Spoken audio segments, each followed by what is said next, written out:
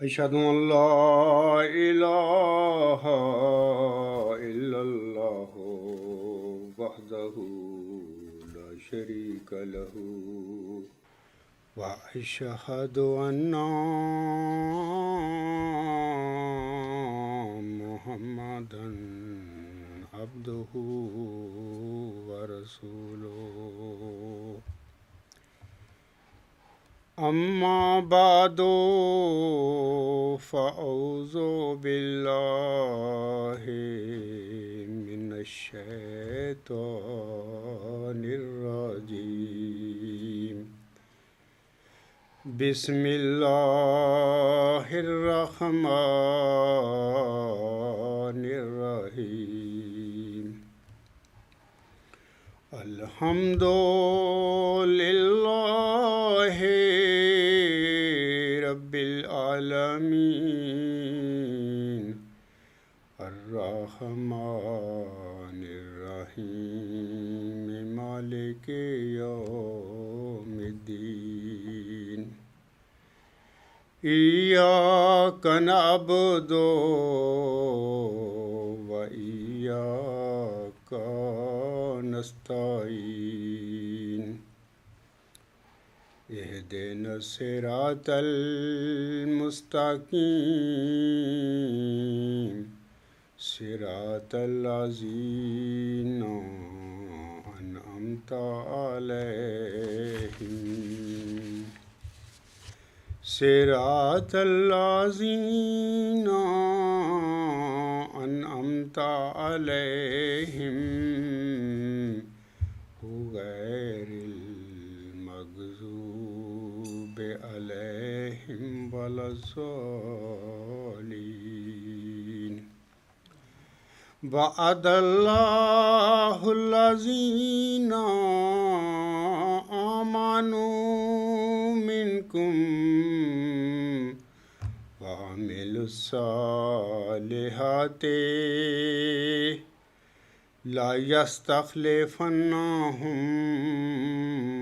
في الأرض كما استخلف الذين من قبلهم ولا يمكنن لهم دينهم الذي ارتضى لهم ولا يبدلنهم من بعد خوفهم أمنا يعبدونني لا يشركون بي شيئا ومن كفر بعد ذلك فأولئك هم الفاسقون۔ یہ جو آیت ابھی میں نے تلاوت کی ہے یہ سورۃ النور کی آیت نمبر 56 ہے، اور اسے عام طور پر آیت استخلاف بھی کہا جاتا ہے۔ اس آیت میں اللہ تعالیٰ فرماتا ہے اللہ نے تم میں سے ان لوگوں کے ساتھ جو ایمان لائیں اور نیک عمل کریں وعدہ فرمایا ہے کہ وہ انہیں زمین میں اسی طرح خلیفہ بنا دے گا جس طرح ان سے پہلے لوگوں کو خلیفہ بنایا تھا۔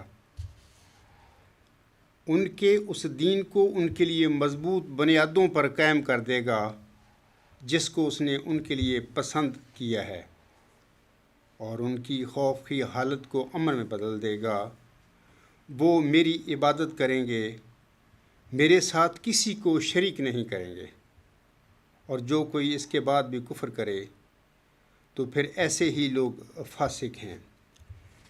سامعین کرام، یہ جو آیت کریمہ ہے اس کے حوالے سے یاد رہنا چاہیے کہ یہ آنسم پر نازل ہوئی، اور اس آیت میں جن خلفاء کا وعدہ اللہ تعالیٰ نے امت محمدیہ سے فرمایا ہے وہ ہمارے پیارے نبی حضرت محمد مصطفیٰ احمد مجتبیٰ صلی اللہ علیہ وسلم کے خلفاء ہوں گے۔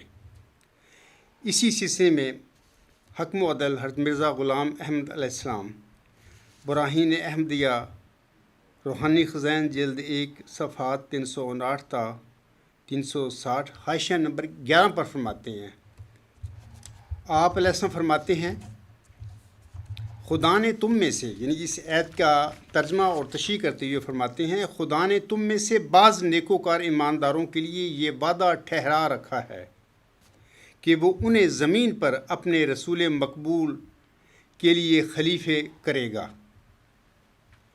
انہی کی مانند جو پہلے کرتا رہا ہے،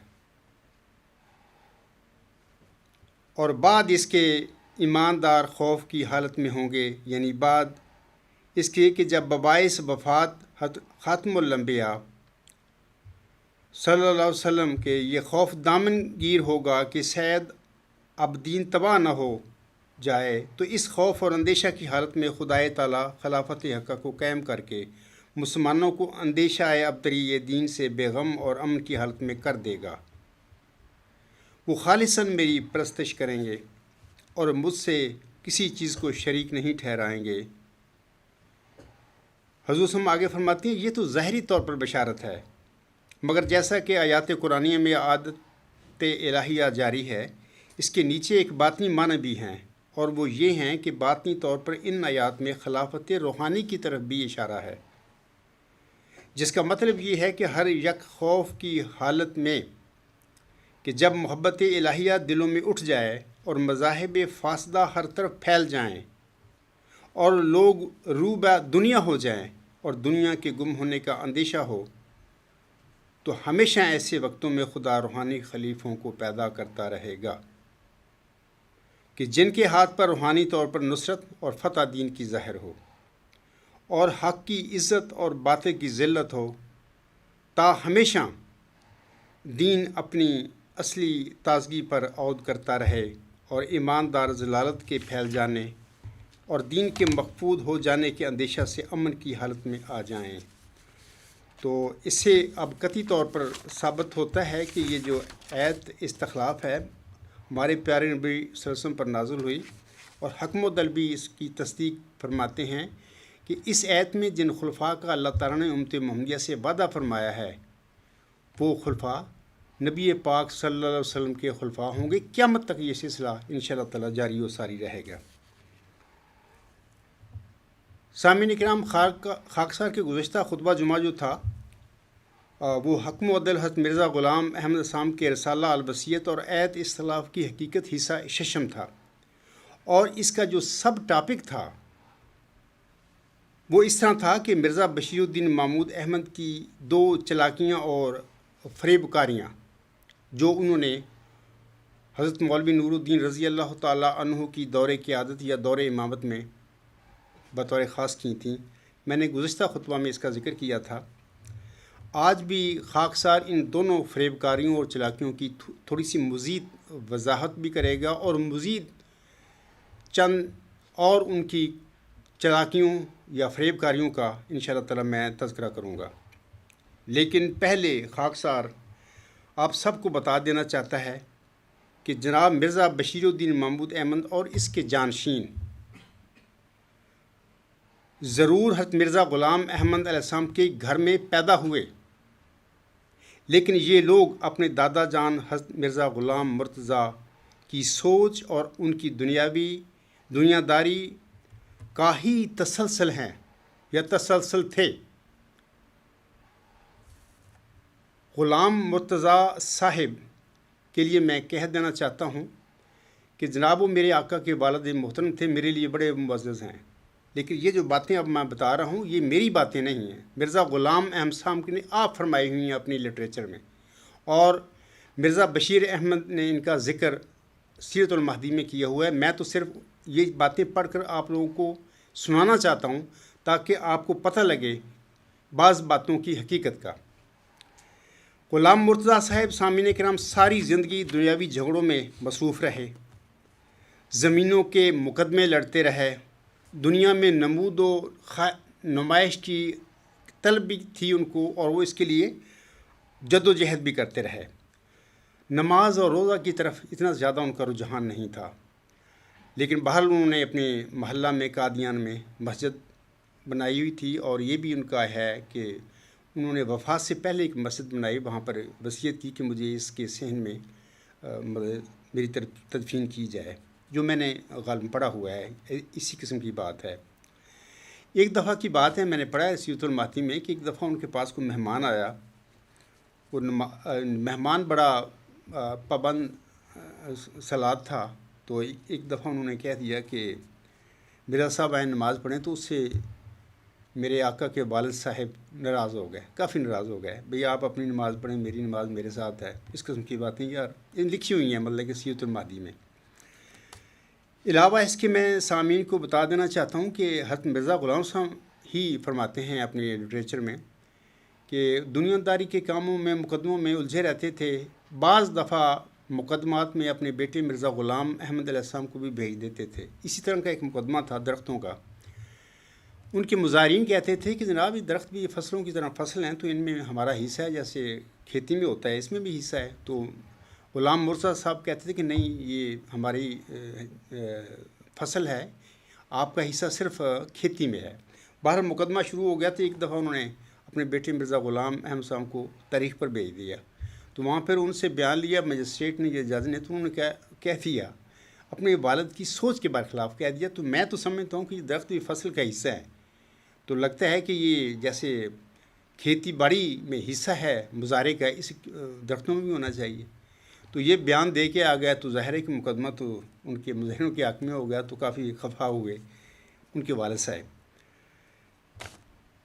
ساری زندگی وہ غلام قادر صاحب جو ہے وہ ان کی وہ سمجھتے تھے کہ میں بڑا قابل لڑکا ہے میرا، کیونکہ وہ غالباً پولیس میں اچھے عہدے پر تھا۔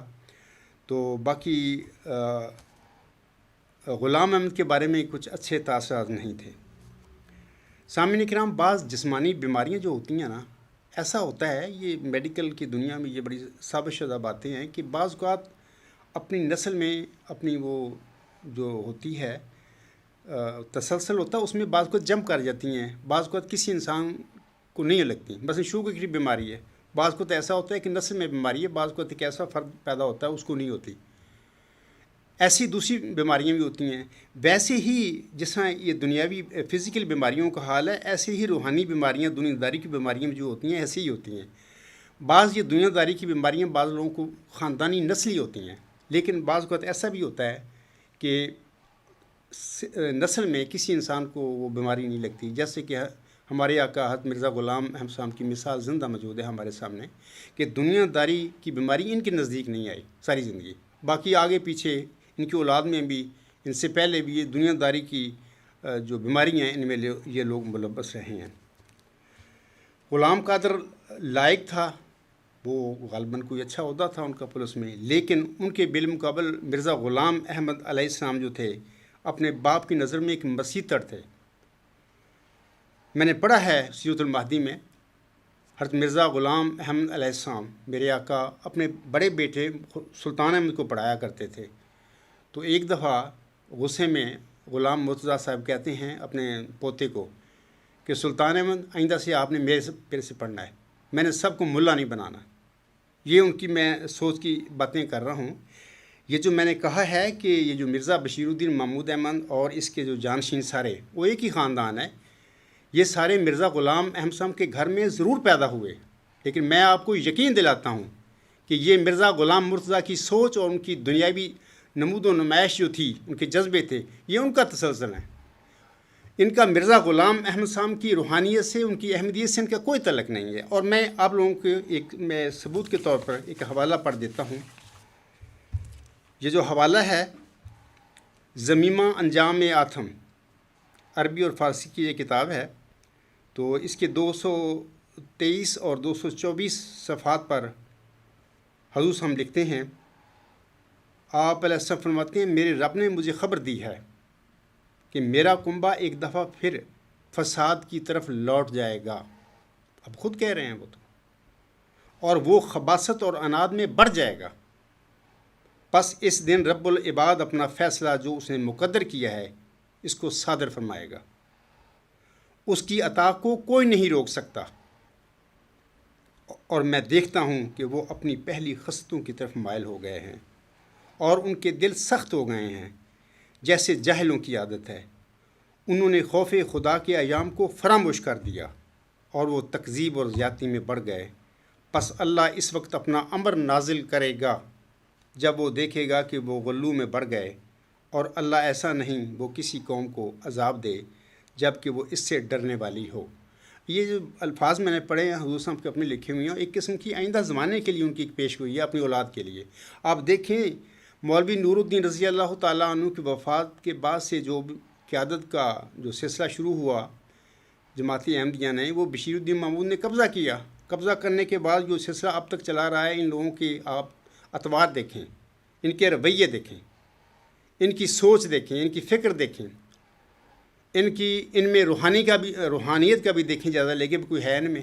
وہ ساری باتیں مرزا غلام احمد علیہ السلام کی 100% آپ علیہ السلام کی اولاد جو آپ کے گھر میں پیدا ہوئی، ان میں ساری وہ پیش گوئی جو رنگ میں جو فرمائی تھی وہ پوری ہو چکی ہے۔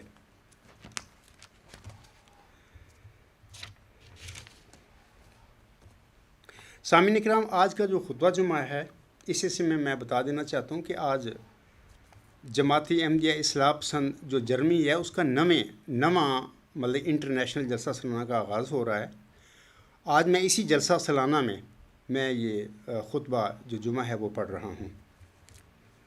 میں پھر دوبارہ اپنے وہ سوال کی طرف آتا ہوں جس کے حوالے سے میں نے گزشتہ چند خطبات بھی میں نے دیے ہوئے ہیں، اور چونکہ اس سوال کا تعلق رسالہ الوصیت سے ہے، اور دوسرا اس میں ایت استخلاف اور ابوبکر صدیق رضی اللہ تعالیٰ عنہ کا ذکر ہو گیا ہے، اور اس کو کافی مس یوز کیا 1914 کے بعد سے لے کر آج تک، تو پوری قوم جو ہے اسیر احمدی بیچارے بھائی اس کی مس یوز ہونے کی وجہ سے آئی وہ قیدیوں کی طرح، غلاموں کی طرح بیچارے لکیروں کے فقیر بن کر بیٹھے ہوئے ہیں، اور سارا یہ مسئلہ الوصیت کی وجہ سے، ایت استخلاف کی وجہ سے ہوا ہے۔ اس لیے یہ جو سوال ہے بڑا امپورٹنٹ ہے، اور میں آج کا جو خطبہ جمعہ ہے اس کا حصہ ششم ہے، یہ جو میں خطبات دے رہا ہوں الوصیت کے حوالے سے۔ میں دوبارہ پڑھ دیتا ہوں یاد دہانی کے لیے سوال کیا ہے۔ سوال نمبر 9، سوال کنندہ لکھتا ہے، وہ مجھ سے سوال کرتا ہے، حضرت مسیح موعود علیہ السلام نے رسالہ الوصیت میں دوسری قدرت کی مثالیں دیتے ہوئے حضرت موسیٰ علیہ السلام کی مثال دی، جن کے بعد حضرت یوشع بن نون خلیفہ ہوئے۔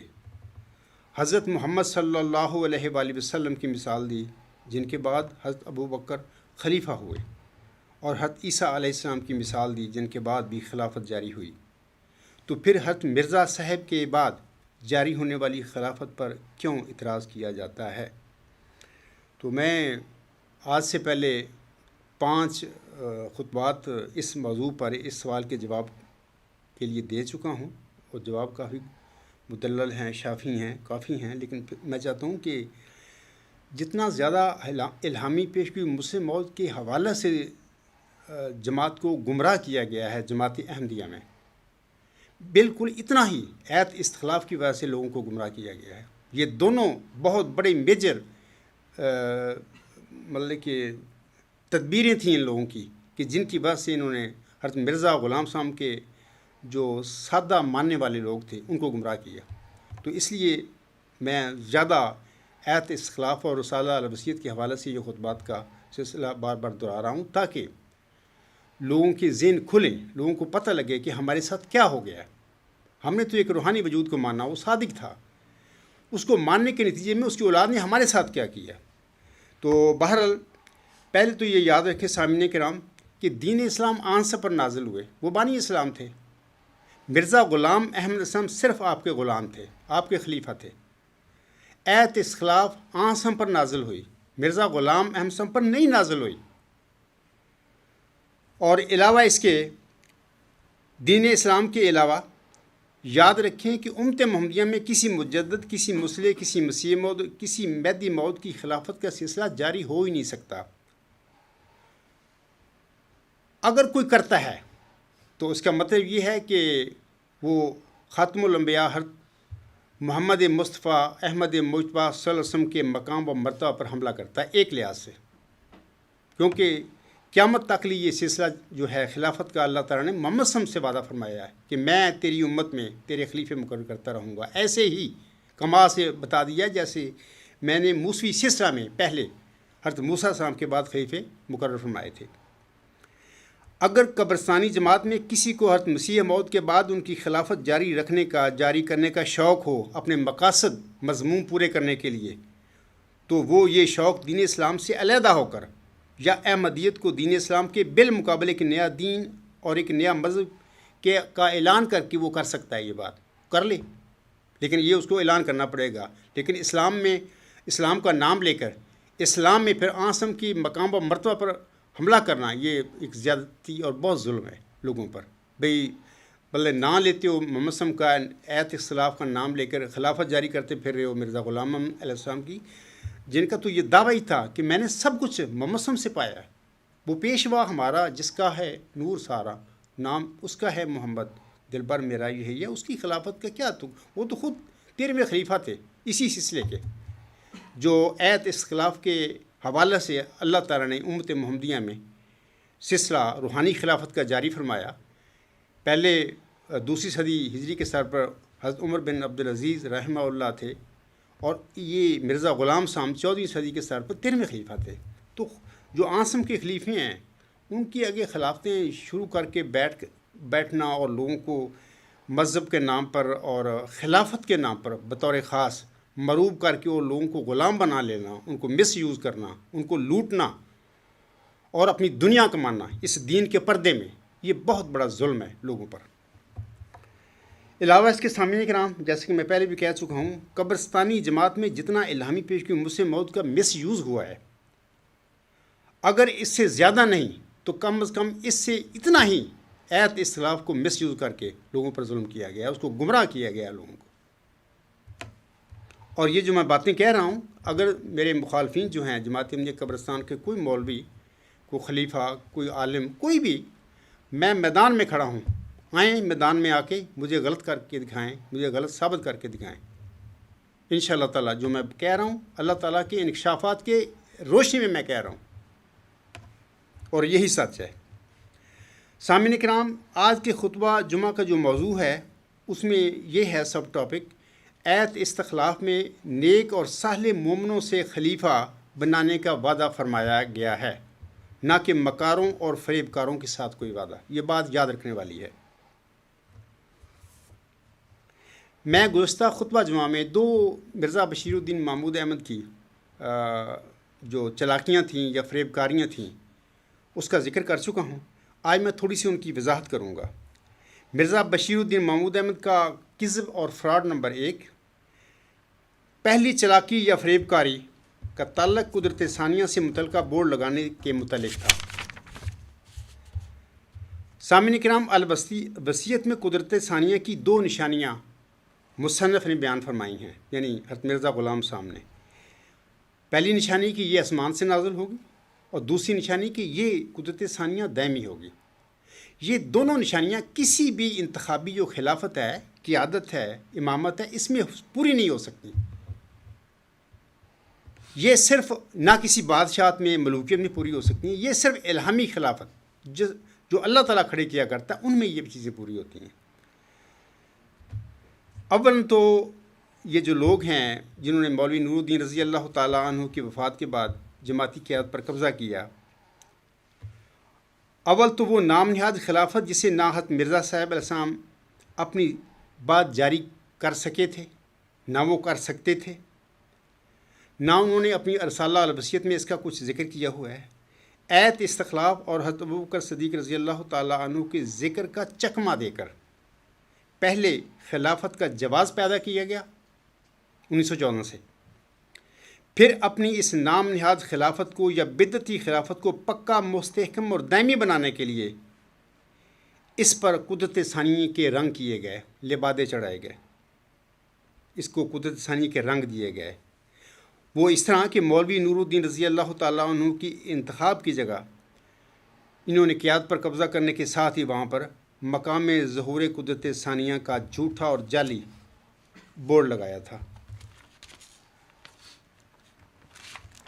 یہ جو میں گزشتہ خطبہ میں بھی دکھا چکا ہوں، یہ دیکھ لیں کہ یہ جو بورڈ ہے، عجیب قسم کی یہ لوگ نسل ہیں کہ مولوی نور الدین رضی اللہ تعالیٰ عنہ کی دور امامت میں وہ دعائیں کرواتے ہیں قدرت ثانیہ کے نزول کے لیے، اور دعائیں کروانے والے بھی یہی لوگ ہیں مرزا بشیر الدین محمود احمد اور اس کے رشتہ دار، ان کا نانا جان تھا۔ اور اس کا حوالہ میں گزشتہ جمعہ میں بھی پڑھ چکا ہوں، تاریخ احمدیت نئی جلد 3 صفحہ 212۔ تو یہ وہ دعائیں قرآن کا یہ حوالہ ہے، وہ نہیں پڑھتا تاکہ ٹائم میں بچا لوں۔ تو یہ بورڈ ہے ان کے۔ تو اب سوال یہ ہے، تو اب خود سوچے کہ جس کی دعائیں ہوتی رہی تھیں وہ تو آسمان سے نازل ہونی تھی، وہ تو بندہ اللہ نے کھڑا کرنا تھا اور اس نے روح القدس پا کر کھڑا ہونا تھا۔ اور پھر یہ بھی میں آپ کو بتا دینا چاہتا ہوں کہ جب مولوی نور الدین رضی اللہ تعالیٰ عنہ کا انتخاب ہو، سمجھ لیں یا ان کی نام کہہ لیں، جو بھی کہہ لیں، ان کو کھڑا کر دیا گیا آگے سب نے، مجلس معتمدین نے اور پوری جماعت جو حاضر تھی، انہوں نے کہ آپ بزرگ ترین وجود ہیں اور مرزا غلام صاحب سے قریبی ساتھی ہیں، آپ قریب ترین ساتھی ہیں، تو آپ ہماری رہنمائی فرمائیں۔ تو انہوں نے مولوی کمال الدین صاحب جو تھے نا خواجہ، انہوں نے یہ کہا تھا کہ جب خلیفہ کا لفظ کسی نے استعمال کیا ان کے متعلق، خاص کر یہ حضرت مرزا غلام صاحب کے جو بچے تھے، لڑکے تھے، یہ خلافت کا کرتے تھے استعمال لفظ، تو انہوں نے بھی جب کیا، مولوی صاحب نے بھی، تو خواجہ کمال الدین نے اعتراض کیا کہ جناب مرزا غلام صاحب نے الوصیت میں کوئی خلافت کا نہ کوئی اشارہ دیا ہے، نہ کوئی کہا ہے کہ میرے بعد کو جاری ہو، آپ بزرگ ہیں ہمارے، ہم نے آپ کی بیعت کر لی اور آپ کو آگے کر دیا، باقی خلافت کا کوئی مسئلہ ہے ہی نہیں، یہ باقی سچ بات تھی اس کی۔ اس بات کو پکڑ کے مرزا بشیر الدین محمود احمد اور سارا یہ گروپ تھا ان کا، انہوں نے بھڑکایا مولوی نور الدین رضی اللہ تعالیٰ عنہ کو کہ جناب یہ تو خلافت کی انکاریاں وغیرہ وغیرہ۔ وہ بھی انسان تھے، کمزور تھے، میں سمجھتا ہوں کہ ان پر بھی کوئی کمزوری ان پر غالب آ گئی، تو انہوں نے پھر جگہ جگہ اعلان کیے۔ ایک خطبہ عید میں انہوں نے بڑا تفصیل سے بتایا کہ میں خلیفہ ہوں اور سارے 14 آپ خلیفے ہیں، حالانکہ کچھ بھی نہیں ہے۔ مرزا غلام صاحب نے فرمایا کہ میں اللہ کا مقررہ خلیفہ ہوں، اور یہ انجمن 14 بندے یا 13 یا جو بھی ان کا ایک صدر بنا دیا تھا، یہ میری جانشین ہے، سارے جانشین ہوں میری۔ خلیفہ کو تو لفظ انہوں نے دیا، ان کو صدر بنایا مولوی نور الدین رضی اللہ تعالیٰ عنہ کو، اور اس لیے کہ انتظامی عبوری ڈھانچہ تھا ایک بھی، اس کو چلانے کے لیے ایک ہیڈ ہونا چاہیے، ایک صدر ہونا چاہیے، ایک لیڈر ہونا چاہیے، وہی خلافت۔ انہوں نے کہا ہی نہیں کہ میرے بعد، اور وہ جانتے تھے۔ براہین احمدیہ کا ابھی میں نے حوالہ پڑھا ہے کہ اس میں انہوں نے خود فرمایا ہے کہ ایت استخلاف کے مطابق تو قیامت تک امت محمدیہ میں رسول مقبول صلی اللہ علیہ وسلم کے خلیفے ہوا کریں گے، اللہ کھڑا کیا کرے گا۔ وہ کیسے کہہ سکتے تھے کہ میری بعد خلافت جاری کر لینا؟ تو یہ چیزیں میں پہلے جو خطبات میں 4-5 دے چکا ہوں، اس میں تفصیلاً بتا چکا ہوں۔ تو میں بتاتا ہوں کہ یہ جو بورڈ تھا، یہ ایک جال سازی، مکر فریب کاری تھی، اپنی نام نہاد بدعتی خلافت جو انہوں نے جاری کرنی تھی۔ اصل میں وہ بلائے دمشق کا سلسلہ تھا جو جاری ہوا تھا 1914 سے، اصل میں وہ پاپائیت تھی محمودی، اور میں نے ثبوت دیے ہوئے ہیں ان کے حوالے پڑھ کے۔ اور یہ یزیدیت تھی، یہ وہ لوگ تھے جو قادیانے میں پیدا ہوئے، مرزا غلام صاحب کو الہام ہوئے تھے۔ تو انہوں نے ایک تو خلافت کا نام دے کر پھر اس کو مزید پکا مستحکم کرنے کے لیے انہوں نے اس پر قدرت ثانیہ کا رنگ چڑھایا، اور اس کے لیے ضروری تھا کہ وہ یہ بورڈ لگواتے جہاں پر مولوی نور الدین رضی اللہ تعالیٰ عنہ سے پہلے دعائیں کرواتے رہے تھے، اور وہاں پہ جہاں پر انہوں کا انتخاب ہوا تھا۔ تو یہ دیکھو کہ کیسے لوگ ہیں۔ میں نے شروع میں کہا ہے کہ میرا سب ٹاپک اس خطبہ کا یہ ہے کہ اللہ تعالیٰ نے اس ایت میں، یعنی ایت استخلاف میں، نیک اور صالح مومنوں سے خلیفہ بنانے کا وعدہ فرمایا ہے، فراڈیوں مکاروں کے ساتھ نہیں کیا۔ یہ تو سارے میں حوالے دے رہا ہوں، یہ سارے مکار اور فریبی لوگ تھے۔ دوسرا وہ جو ہے جو میں نے ذکر کیا ہے گزشتہ خطبہ جمعہ میں، جس چلاکی کا، وہ 40 جو مومنوں ہے اس کا انتخاب سے متعلق، وہ اس کا فراڈ کہہ لیں، چلاکی کہہ لیں، اس بندے نے یعنی مرزا بشیر الدین محمود نے مولوی نور الدین رضی اللہ تعالیٰ عنہ کی دور قیادت میں ہی اپنے طور پہ ہی بغیر کسی کی ان کی اجازت سے تنظیمیں بنائیں۔ مثلا 1909 میں انجمن ارشاد بنا لی، فروری 1912 میں مجلس انصار، جون 1913 میں الفضل جاری کر لیا، اور 1913 میں ہی دعوت الخیر فنڈ جاری کر لیے۔ میں نے بڑی تفصیل سے بتایا ہوا ہے کہ یہ ساری چیزیں مرزا غلام صاحب اپنی زندگی میں جاری فرما گئے تھے۔ انہوں نے صدر انجمن بنائی، پھر انہوں نے 2 اخبار جاری کیے، الحکم اور البدر، اور پھر ریویو آف ریلیجینز، تشییع الاذہان، اور اس طرح 2 چندوں کا اجرا کیا، ایک اختیاری چندہ وصیت اور ایک لازمی جس کی کوئی شرح نہیں۔ یہ ساری باتیں مرزا بشیر الدین محمود ان کو کرنے کی کیا ضرورت تھی؟ اصل میں یہ اس کو پتہ لگ گیا تھا کہ مجلس معتمدین جو ہے صدر انجمن احمدیہ کی اکثریت، جس کے اکثریتی فیصلے کو مرزا غلام صاحب نے ویلڈ کہا تھا اپنی زندگی میں بھی، وہی ٹھیک ہوگا، اس کو پتہ لگ گیا تھا کہ یہ لوگ، ان کی اکثریت مجھے قائد بنانے کے لیے یا امام بنانے کے لیے تیار نہیں ہے. تو اس نے یہ سارے کام اس لیے کیے تھے. تو یہ جو اس نے پھر 40 مومنوں کے انتخاب والا جو ڈرامہ ہے اس نے کیا. صدر انجمن احمدیہ جو تھی اس کے جو ممبران تھے، یعنی مولوی نور الدین رضی اللہ تعالیٰ عنہ تو فوت ہو گئے، تو پیچھے جو 13 تھے ان کی اکثریت جو تھی اس کو پتہ تھا یہ مجھے نہیں بنائیں گے، تو اس نے ان کو ویسی ٹھوکر ماری، رد کر دیا. رد کر کے اپنے طور پر اس نے مجلس انصار پہلے 1911 میں بنا لی تھی، اور پھر اس کو پتہ تھا کہ میں اپنے اس کے ممبر بنا کے اپنا وہاں سے اپنا ووٹ لے لوں گا، اپنا خلیفہ ثانی بن بیٹھوں گا. تو میں بتاتا ہوں کہ یہ جو انتخاب ہے وہ 40 مومنوں کا، اس حصے میں گزشتہ خطبہ جمعہ میں کہہ چکا ہوں، آج میں تھوڑا سا پڑھ دیتا ہوں. حضور صاحب فرماتے ہیں، اور چاہیے کہ جماعت کے بزرگ جو نفس پاک رکھتے ہیں میرے نام پر میرے بعد لوگوں سے بیعت لیں. یہاں پر دیکھیں کہ یہ جو حوالہ ہے روحانی خزائن جلد 20 صفحہ 304 تا 307 پر، اس میں حضور صاحب جماعت کے بزرگ کا لفظ استعمال کرتے ہیں، جمع کا صیغہ ہے. آگے فرما دیا میرے بعد لوگوں سے بیعت لیں.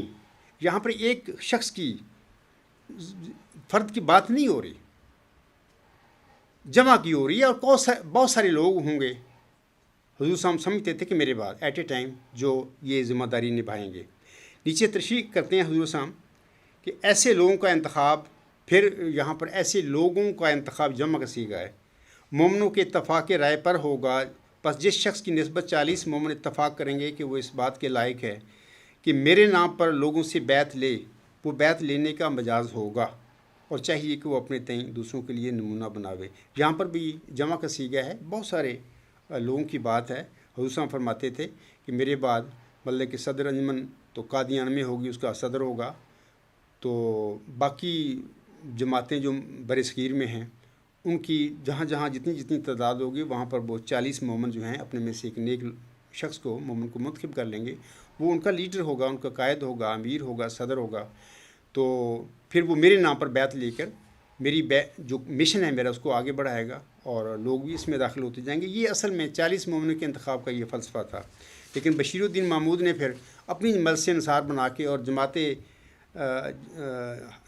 جماعت احمدیہ کی جو مجلس معتمدین تھی، جس کو مرزا غلام صاحب نے ان کو خود نامزد کیا تھا، وہ قریب ترین ساتھی تھے، یعنی جن پر مرزا غلام صاحب نے اعتماد کیا تھا، ان 13 کو ٹھوکر ماری، وہ بیچارے بعد میں بھگا دیے لاہور. تو یہ ظلم ان لوگوں نے کیے ہوئے ہیں. تو اس کے بعد پھر یہ ظلم کر کے پھر خلیفہ بن بیٹھا. اس کے بعد میں سامنے کے نام آج نئی ایک دو چلاکیاں وہ ہیں جن کا میں نے ذکر کیا تھا گزشتہ خطبہ جمعہ میں بھی. آج میں تیسری ان کی جو چلاکی فریب کاری ہے اس کا میں ذکر کرتا ہوں. ان کا تیسرا کذب یا تیسرا فراڈ، انبیاء کی بعثت کے سلسلے میں ان کی کذب بیانی. دیکھیں یہ کیا کرتا تھا بندہ، اس نے کیا کیا. یعنی اللہ فرماتا ہے سورۃ نور کی آیت نمبر 56 میں کہ میں نیک اور صالح مومنوں کو خلیفہ بنانے کا آپ کو وعدہ دیتا ہوں. تو یہ دیکھیں کہ اس کے کارنامے بلکہ کرتوت دیکھیں یہ کیا کرتا رہا تھا بندہ. اور میں بعض کا تو ہوتا ہے کہ یہ لوگ اندھے تھے سارے، ابھی بھی ان کے آگے ان کے بیٹھے ہوئے ہیں، ان کو سمجھ نہیں آ رہی کہ یہ ہمارے ساتھ کیا ہوتا رہا ہے. ان کے اندر شعور نہیں، ان کو قیامت یاد نہیں کہ ہم نے اللہ کے آگے حاضری دینی ہے. چلو پہلے نہیں یاد تھا، اب تو میں کھول کے حوالے دے کے بتا رہا ہوں کہ تمہارے ساتھ کیا کیا اس بندے نے اور اس کی جانشینوں نے. ابھی بھی میرے خیال میں آپ نے آنکھیں بند کی ہوئی ہیں، لیکن بڑی خطرناک صورتحال ہے ان لوگوں کی جو اس وقت میری یہ باتیں سن کر بھی آنکھیں بند کر کے بیٹھی ہوئی ہیں، اور نہیں مطلب کہ اس بات کے لیے تیار کہ ان لوگوں سے پوچھا جائے کہ اے بدعتی خلیفو، تم نے 100 سال ہمارے ساتھ یہ کیا کیا تھا. یہ جو نبیوں کے بارے میں کذب کا مسئلہ ہے، اسی سے میں یاد رکھیں کہ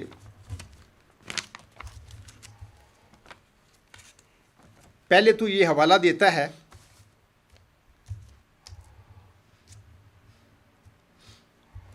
کہ امت محمدیہ میں ایک سے زیادہ نبی کسی صورت میں نہیں آ سکتے.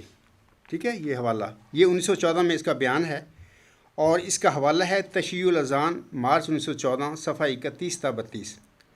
یہ لکھتے ہیں بشیر الدین محمود احمد، امت محمدیہ میں ایک سے زیادہ نبی کسی صورت میں بھی نہیں آ سکتے، چنانچہ نبی کریم صلی اللہ علیہ وسلم نے اپنی امت میں سے صرف ایک نبی اللہ کی خبر دی ہے جو مسیح موعود علیہ السلام ہے، اور اس کے سوا قطعاً کسی کا نام نبی اللہ یا رسول اللہ نہیں رکھا، اور نہ کسی اور نبی کے آنے کی آپ صلی اللہ علیہ وسلم نے خبر دی ہے، بلکہ لا نبی بعدی فرما کر اوروں کی نفی کر دی اور کھول کر بیان فرما دیا، مسیح موعود السلام کے سوا میری بات قطعاً کوئی نبی یا رسول نہیں آئے گا۔ اس امت میں نبی صرف ایک ہی آ سکتا ہے جو مسیح موعود علیہ السلام ہے، اور قطعاً کوئی نہیں آ سکتا۔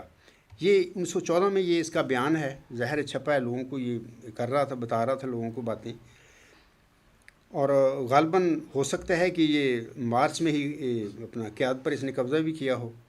تو اس کے بعد دیکھیں کہ 1915 میں یہ کیا بیان دیتا ہے نبیوں کی بعثت کے حوالہ سے۔ یہ تقریر جلسہ سالانہ 1915، اور اس میں انوار الخلافت اس کی تقریر کا نام تھا، انوار العلوم جلد 3 صفحہ 124 پر یہ الفاظ ہیں۔ یہ پڑھتا ہے یا کہتا ہے، لوگوں کو بتاتا ہے، دنیا میں جب ضلالت اور گمراہی اور بے دینی پھیل سکتی ہے تو نبی کیوں نہیں آ سکتا؟ دیکھو ایڑیوں پہ مکر گیا۔ 1914 میں کیا بیان دے رہا ہے کہ ایک آئے گا، اب کہتا ہے کہ دنیا میں جب ضلالت اور گمراہی اور بے دینی پھیل سکتی ہے تو نبی کیوں نہیں آ سکتا؟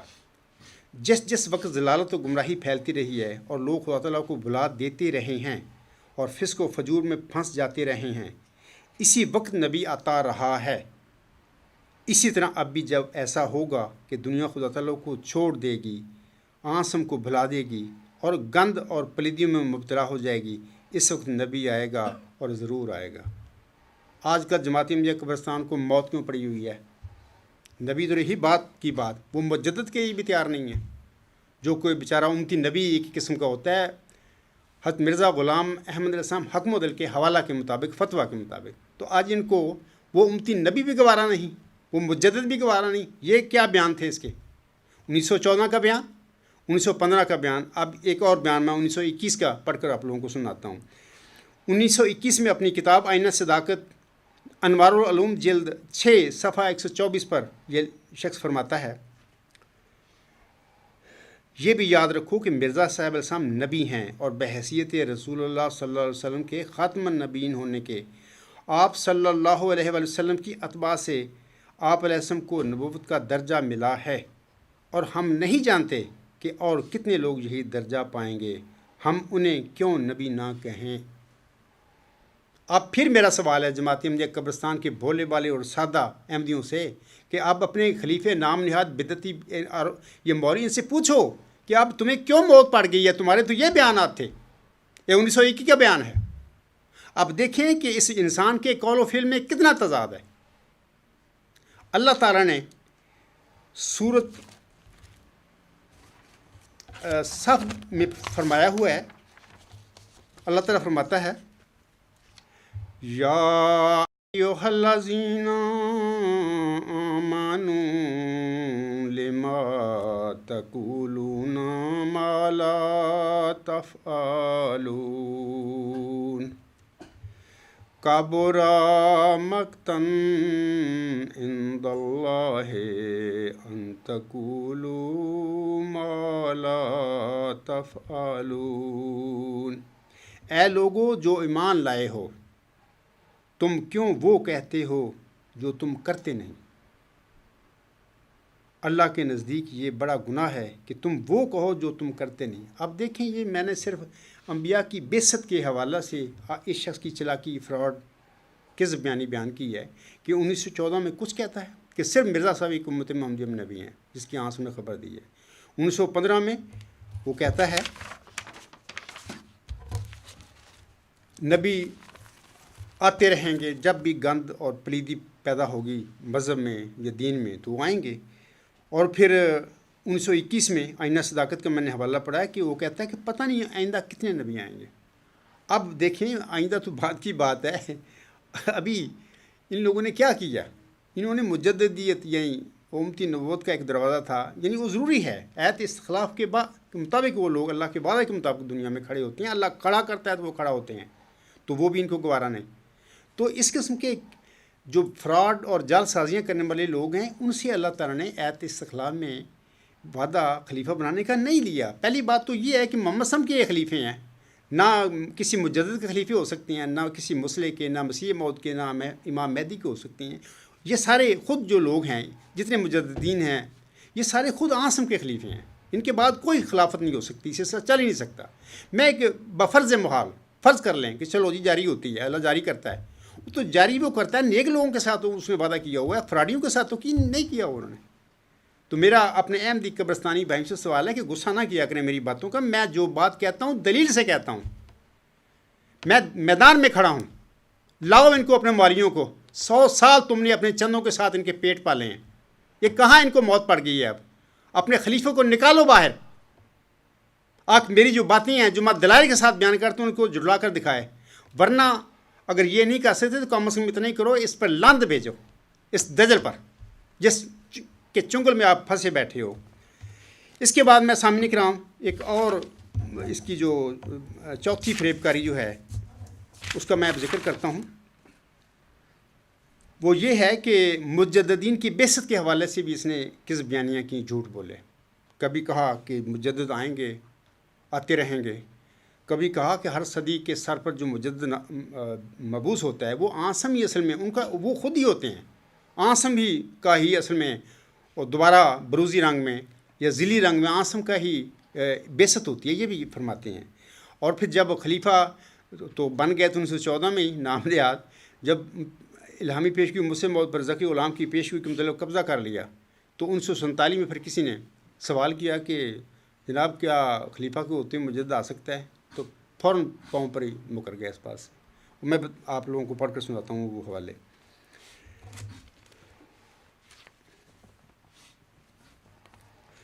یہ کہتے ہیں، ایک بیان دیتے ہیں، ہر صدی کے سر پر مجدد کا وعدہ ہے۔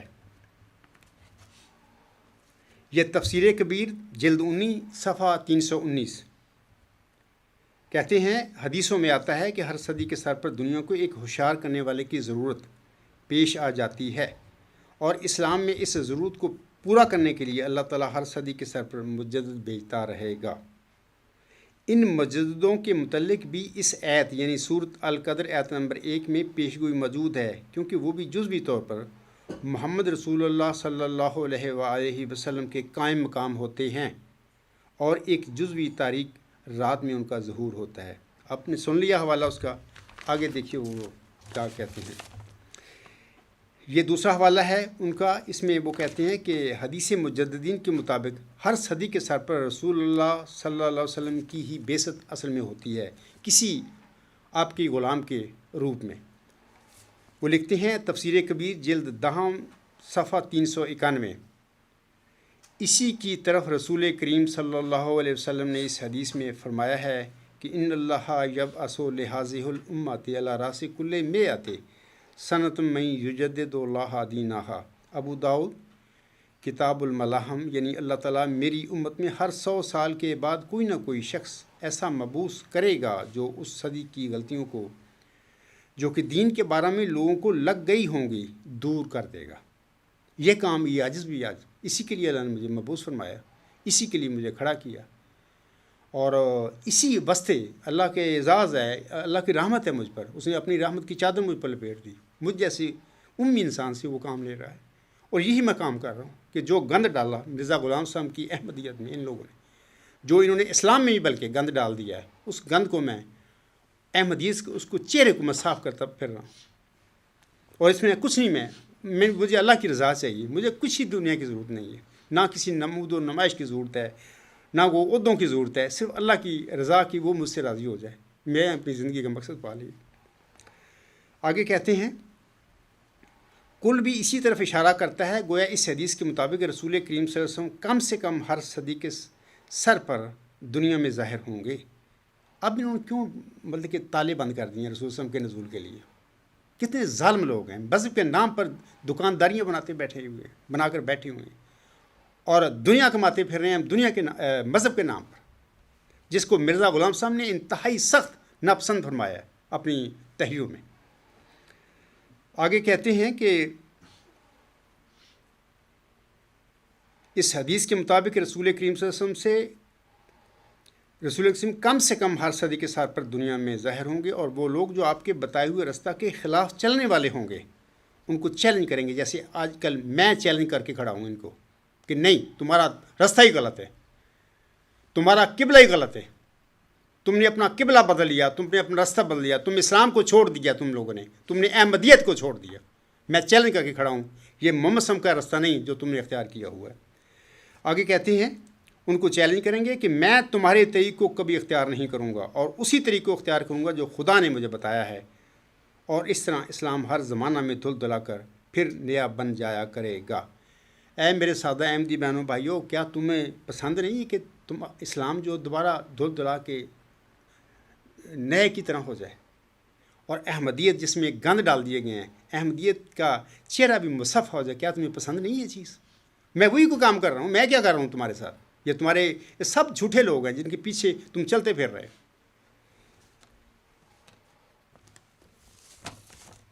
اس کے علاوہ یہ چوتھی چلاکی اور پانچویں چلاکی کی بھی میں چاہتا ہوں کہ ذکر کر دوں۔ یہ پانچویں چلاکی کہہ لیں، فراڈ کہہ لیں، کذب کہہ لیں۔ میرے قبرستانی بھائی بعض کو بڑے غصہ کرتے ہیں میرے پر کہ عبدالغفار جمبا یہ اس قسم کے لفظ استعمال کرتا ہے۔ یار دیکھو، میں خدا کی قسم کھا کر کہتا ہوں کہ ایک فراڈی کو میں فراڈی نہ کہوں تو کیا کہوں؟ ایک مکار جو مکاریاں کرتا ہے بندہ، اس کو میں مکار نہ کہوں تو یہ کیا میں بد زبانی کرتا ہوں؟ ایک قاذب انسان جھوٹے دعوے کرتا ہے، قدم قدم پر اپنے قول و فعل میں تضاد پیدا کرتا ہے، قرآن کریم کی تعلیم کی دھجیاں اڑاتا ہے، اس مکار اور فریبی اور قاذب کو میں قاذب نہ کہوں تو اور کیا کہوں؟ میں ان کو نہیں کہہ سکتا حضرت یہ مردود لوگ ہیں، مرزا غلام صاحب کی احمدیت کا ستیہ ناش کرنے والے ہیں، دین مصطفیٰ صلی اللہ علیہ وسلم کا ستیہ ناش کرنے والے لوگ ہیں، یہ دنیا کمانے والے، یہ دنیا دار لوگ تھے۔ ان میں مرزا غلام علیہ السلام کا خوبصورت روحانی وجود پیدا ہوا تھا۔ یہ جو اگلا ہے چلاکی، اس کے سلسلے میں بتاتا ہوں کہ یہ باپ کے بعد اس کا بیٹا اس کا خلیفہ نہیں ہو سکتا، کسی سلسلے میں فراڈ۔ اب سن لیجئے، پہلا ہے یہ کہتے ہیں بیٹا باپ کے بعد خلیفہ نہیں بن سکتا۔ بڑی اچھی باتیں کر رہے ہیں، یعنی جب انہوں نے یہ کہا کیا تھا، لوگوں کو چکر دے رہے تھے، فراڈ کر رہے تھے لوگوں کے ساتھ۔ یہ کہتے ہیں جلسہ سالانہ 1914 اپنی تقریر برکات خلافت انوار العلوم جلد 2 صفحہ 170 پر بابانگ بلند اعلان کرتے ہیں، بیٹا باپ کے بعد خلیفہ نہیں ہو سکتا، جیسا کہ حضرت عمر رضی اللہ تعالیٰ عنہ کا اعتقاد تھا، اور میرا بھی یہی اعتقاد ہے، اور یہی وجہ تھی کہ حضرت عمر رضی اللہ تعالیٰ عنہ نے اپنے بعد انتخاب خلیفہ کے متعلق فرمایا کہ میرے بیٹے سے اس میں مشورہ لیا جائے، لیکن اس کو خلیفہ بننے کا حق نہ ہوگا۔ بڑی ویسے تقویٰ پر مبنی بات ہے، سچی بات ہے، کاش اس پر عمل بھی تو ہو۔ لوگوں کو بات کہہ کے، لوگوں کو ذہن بدل دینے، لوگوں کو کہہ دینا کہ یہ بات ہے، بعد میں اپنے وقت پر آ کر کام اور کچھ کو کرنے ہیں، تو یہ تو جعل سازوں کو کام ہے، اللہ کے بندوں کا تو یہ کام نہیں ہوتا۔ وہ تو جو سچی بات ہوتی ہے ہمیشہ اڑے رہتے ہیں اس پہ، وہ نہیں ہلتے۔ تو سچی ہے بات جو اللہ کی طرف سے آئی ہے یا تقویٰ ہے جو بھی ہے، اس میں سوال ہی نہیں پیدا ہوتا کہ ان کے قدم لڑکھڑائیں یا ڈگمگائیں۔ تو یہ ایک بیان ہے اس کا 1914 کا۔ اگلا بیان سن لیجئے۔ اسی تقریر میں وہ کہتے ہیں، میں خدا کی، یہ حوالہ جو ہے یہ اسی تقریر کا ہے، میں قسم کھا کر کہتا ہوں کہ میں تو یہ جائز ہی نہیں سمجھتا کہ باپ کے بعد بیٹا خلیفہ ہو۔ ہاں اگر خدا تعالیٰ معمور کر دے تو یہ الگ بات ہے، اور حضرت عمر رضی اللہ تعالیٰ عنہ کی طرح میرا بھی یہی عقیدہ ہے کہ باپ کے بعد بیٹا خلیفہ نہیں ہونا چاہیے۔ بالکل سچی بات ہے، اور یہ باتیں ساری سچی ہیں۔ اگر خدا تعالیٰ معمور فرما دے، یہ بھی سچی بات ہے ان کی۔ میں جو سچی بات کہہ رہے ہیں میں اس کو انڈورس کرتا ہوں، ٹھیک ہے۔ مثال کے طور پر اللہ تعالیٰ نے حضرت داؤد علیہ السلام کو خلیفہ بنایا، اس کے بعد خود خدا نے بنایا اس کے بیٹے کو بھی۔ اللہ بنا سکتا ہے، لیکن امت محمدیہ میں یہ بات یاد رکھیں کہ اگر کسی صدی کے سر پر اللہ تعالیٰ کسی کو مجدد مبعوث فرماتا ہے، اس کے بعد اللہ تعالیٰ چاہتا ہے کہ اس کے بیٹے کو بھی بنا دے مجدد آئندہ صدی دا، تو اس کے لیے کم از کم سال تو 1 صدی تو چاہیے نا۔ آپ خود غور کریں کہ ایک مجدد کا بیٹا کس طرح اللہ تعالیٰ اس کو بنا سکتا ہے اس اگلی صدی کے سر پر؟ وہ تو 100 سال عمر ہی کتنی اس کی ہو گئی ہے، یہ ممکن نہیں ہے امت محمدیہ میں اب۔ ہاں پہلے بنی اسرائیل میں یہ ہوتا رہا ہے کہ اللہ تعالیٰ نے حضرت زکریا علیہ السلام کو بھی بنایا، خلیفہ تھا اللہ کا، ان کے بیٹے یحییٰ کو بھی بنایا، تو یہ پہلے ہو گیا ہے، لیکن آسم یعنی خاتم النبیین تھے۔ آپ کے بعد امت محمدیہ میں ایک اللہ تعالیٰ سے علم پا کر حضور صلی اللہ علیہ وسلم نے ایک طریقہ بتا دیا کہ ہر صدی کے سر پر اللہ تعالیٰ میری امت میں جو غلطیاں بدعتیں پڑیں گی ان کو صاف کرنے کے لیے، ٹھیک کرنے کے لیے، ان کی اصلاح کرنے کے لیے صدی کے سر پر اللہ تعالیٰ امت محمدیہ میں سے، میری امت میں سے کسی غلام کو، کسی مومن کو چن کر اسے یہ کام لیا کرے گا۔ تو اگر ایک صدی کے سر پر ایک مثلا مرزا غلام صاحب 14ویں صدی کے سر پر اللہ نے مبعوث فرما دیے، تو آگے اگر اللہ تعالیٰ چاہے تو مبعوث کر سکتا ہے، اس پر پابندی نہیں ہے، اس کا لڑکے بھی کر سکتا ہے، لیکن اگلا تو 15ویں صدی کے سر پر ہوگا، پہلے تو نہیں ہو سکتا۔ محمد صلی اللہ علیہ وسلم کی بات غلط نہیں ہو سکتی جو انہوں نے اللہ سے علم پا کر کہی تھی، تو 15ویں صدی کے سر پر تو اس کے پوتے بھی تقریباً فوت ہو گئے ہیں سارے مرزا صاحب کے، اپنے بیٹے تو کہاں ہیں وہاں پہ۔ تو یہ شخص مطلب نہ آگے نہ پیچھے، یہ وہاں پہ مسلم موت کے دعوے درمیان صدی ہجری کر کے بیٹھ گیا، بلکہ شروع میں ہی مرزا غلام صاحب کی وفات کے بعد ہی یہ سلسلے شروع ہو گئے، مسلم موت کے نعرے لگنے شروع ہو گئے، سب جھوٹ دجل ہے۔ تو یہ بات بڑی اچھی ہے ان کی کہ اگر اللہ تعالیٰ معمور کسی کو کر دے، یعنی کسی خلیفے کو، سچا خلیفہ ہو اللہ کا، اس کے بیٹے کو بھی اللہ کرنا چاہے تو کر سکتا ہے، لیکن امراً اگر دیکھا جائے تو امت محمدیہ میں ایسا ممکن نہیں ہے، بظاہر لگتا نہیں ہے۔ تو یہ بات اس نے ٹھیک کی، لیکن اس کے بعد کیا ہوتا ہے پھر امراً کیا ہوتا ہے یہ دیکھیں۔ یہ اپنا خلافت الی منہاج نبوت حصہ دوم صفحہ 356 پر یہ اب انہوں نے آگے 1950 کے بعد، 1956 کے بعد، چاقو لگنے کے بعد اس نے پھر اپنے یہ جو لکھنی شروع کر دی باتیں، کہ جو اپنی بیانات تھے اس سے یہ آگے پیچھے ہونا شروع ہو گئے کہ میں نے اب کیا کام کرنا ہے۔ یہ کہتا ہے اس حوالہ میں، مجھ پر یہ بہتان لگایا گیا ہے کہ گویا میں اپنے بعد اپنے کسی بیٹے کو خلیفہ بنانا چاہتا ہوں۔ یہ بالکل غلط ہے۔ اگر میرا کوئی بیٹا ایسا خیال بھی دل میں لائے گا تو وہ اسی وقت احمدیت سے نکل جائے گا۔ سبحان اللہ، کیسی اچھی باتیں، یعنی بیانات کیسے پیارے دے رہے ہیں۔ اندر کیا دھندا ہو رہا ہے وہ دیکھیے۔ آگے کہتا ہے کہ بلکہ میں جماعت سے کہتا ہوں کہ وہ دعائیں کرے کہ خدا تعالیٰ میری اولاد کو اس قسم کے وسوسوں سے پاک رکھے۔ ایسا نہ ہو کہ اس پروپیگنڈا کی وجہ سے میرے کسی کمزور بچے کے دل میں خلافت کا خیال پیدا ہو جائے۔ وہ تو بیٹھی ہوئی اس کے کام کے لیے، ان کی تو لائنیں لگی ہوئی ہیں وہاں پہ، ان کا تو مقصد ہی کوئی نہیں، وہ دنیا دار لوگ ہیں یہ لوگ۔ ان کا مذہب سے کیا تعلق، ان کا روحانیت سے کیا تعلق، مرزا غلام صاحب کی احمدیت سے، مرزا غلام صاحب کی اولاد کا کیا تعلق ہے؟ ثابت کر کے دکھائے مجھے۔ نہ اسلام سے ان کے لوگوں کا تعلق ہے، یہ تو صرف ایک قیادت ہے، قبضہ ہے، وہ بلاد دمشق ہے جس کو خلافت کے نام پر، قدرت ثانیہ کے نام پر یہ لوگوں کے آگے مروب کرنے کے لیے لوگوں کو انہوں نے چلایا ہوا ہے، تاکہ لوگ مطلب کہ ملوک ہوں یا بادشاہ ہوں ان کے آگے کھڑے بھی ہو جاتے ہیں، باغی بھی ہو جاتے ہیں۔ لیکن خلافت ایک ایسا لفظ ہے، یا قدرت ثانیہ کہہ لیں، یہ ایسے الفاظ ہیں مذہبی روحانی کہ آگے لوگ جھک جاتے ہیں، ڈر جاتے ہیں بھی اللہ، مطلب وہ ویسے ہی وہ بیچارے وہ غلام بن جاتے ہیں، لکیروں کو فقیر بنے پھرتے ہیں، ان کے اندر زبان ہی نہیں رہتی۔ تو یہ اس لیے انہوں نے چلاکیاں کی ہوئی ہیں، قدرت ثانیہ کے بورڈ لگائے ہوئے ہیں، اس لیے تاکہ لوگوں کو مروب کر دیں کہ یہ ہماری خلافت، جبکہ اصل عہد اصطلاف کے مطابق تھا صرف خلافت آسم کے بعد جو جاری ہے وہی قیامت تک جاری ہے، ان کی خلفاء ہیں۔ کہاں مرزا غلام صاحب نے کہیں کہی نہیں کہ میرے بعد کوئی خلافتی سلسلہ ہوگا، یہ خلافتی بن کے بیٹھ گئے ہیں۔ اس حوالہ کی بات میں آپ لوگوں کو بتانا چاہتا ہوں کہ آپ دیکھیں وہ کس طرح پینترا بدلتے ہیں۔ چاقو لگنے کے بعد جب ان کو پتہ لگ گیا کہ میں ہوں اب اس دنیا سے کسی وقت رخصت ہو سکتا ہوں، تو ظاہر ہے کہ یہ سارے بیان تھے لوگوں کو خوش کرنے کے لیے دیے انہوں نے پہلی زندگی میں، تاکہ لوگ ادھر خیال نہ کر بیٹھیں، لوگوں کو کسی اور طرف لگا دیا۔ اب یہ اصل حقیقت اب آتی ہے۔ اخبار الفضل 30 جولائی 1956 صفحہ 2 پر بشیر الدین محمود احمد اپنے جانشین یعنی خلیفہ ثالث کے متعلق فرماتے ہیں۔ وہ کہتے ہیں خلیفہ خدا بناتا ہے، لعنت اللہ علی الکاذبین، یہ جھوٹے لوگ ہیں۔ خلیفہ خدا ضرور بناتا ہے لیکن وہ مجددوں کو، وہ خلیفے ہیں، خلفاء علی منہاج نبوت ہیں، وہ الہامی خلفاء ہیں، وہ تجدیدی خلفاء ہیں، وہ امتی نبی ہیں۔ آسم سے پہلے سارے نبی تھے، ان کو بناتا ہے۔ مرزا غلام صاحب اللہ کی بنائے ہوئے خلیفے تھے، یہ عاجز اللہ تعالیٰ کا بنایا ہوا خلیفہ ہے اس وقت کھڑا دنیا میں۔ محمد صلی اللہ تعالیٰ نے خلیفے بنائے تھے اپنے، سب سے اعلیٰ اور سب سے برتر۔ آسن سے پہلے 1,24,000 جو نبی دنیا میں آئے وہ سارے اللہ تعالیٰ کے بنائے ہوئے خلیفے تھے، یہ خلیفے تھے جو اللہ نے بنائے تھے۔ یہ مکار فریبی 1954 سے آج تک یہ بلاد مشق کی طرح یا آکاش بیل کی طرح غریب مسکین سادہ احمدیوں کے گلے چپٹے ہوئے ہیں، یہ کہاں مطلب بنائے ہوئے ہیں اللہ کے خلیفے ہوئے، تو جھوٹ بولتے ہیں۔ آگے کہتا ہے خلیفہ خدا بناتا ہے، جب اس نے مجھے خلیفہ بنایا تھا۔ اس کو کس نے بنایا تھا؟ تو جھوٹا آدمی ہے، اس نے تو مجلس متمدین کو ٹھوکر ماری۔ اگر دیکھ لیا جائے کہ مرزا غلام صاحب کی جماعت ہے، اس نے ایک صدر احمدیہ بنائی، اس کا بھی لحاظ نہیں کیا اس بندے نے، اپنی بنا کے بیٹھ گیا مجلس انصار۔ کہتا ہے کہ جب اس نے مجھے خلیفہ بنایا تھا، اب آگے بیٹھے ہیں گنگے لکیروں کے فقیر، وہ بول بھی نہیں سکتے اس کے آگے۔ جب یہ باتیں کر رہا تھا ان سے چپن، کسی نے کیوں نہیں پوچھا اس سے بھی یار تجھے کس نے بنایا ہے؟ اگر تجھے خدا نے بنایا تھا تیری شہر کٹتی، تیری قطع وطین ہوتی، اگر تو اللہ کا بنایا وہ خلیفہ ہوتا، کسی نے نہیں پوچھا۔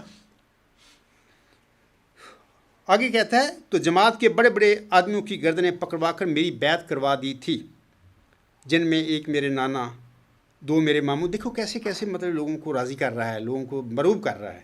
دو میرے ماموں، ایک میری والدہ اور ایک میری تائی۔ وہ ساری زندگی مرزا صاحب کو تو انہوں نے مانا نہیں، تائی صاحبہ نے مرزا صاحب کی جو بھرجائی تھی وہ بعد میں میرے ہوگی احمدی پہلی غلام قادر کی غالباً تھی وہ بیوی، بڑی مخالف تھی مرزا غلام صاحب کی، بڑی زندگی میں مخالفت کی، ان کی اولاد کی بھی مخالفت کی، باہر یہی ان کی خاندانی کہانی ہے جو میں نے پڑھی ہے۔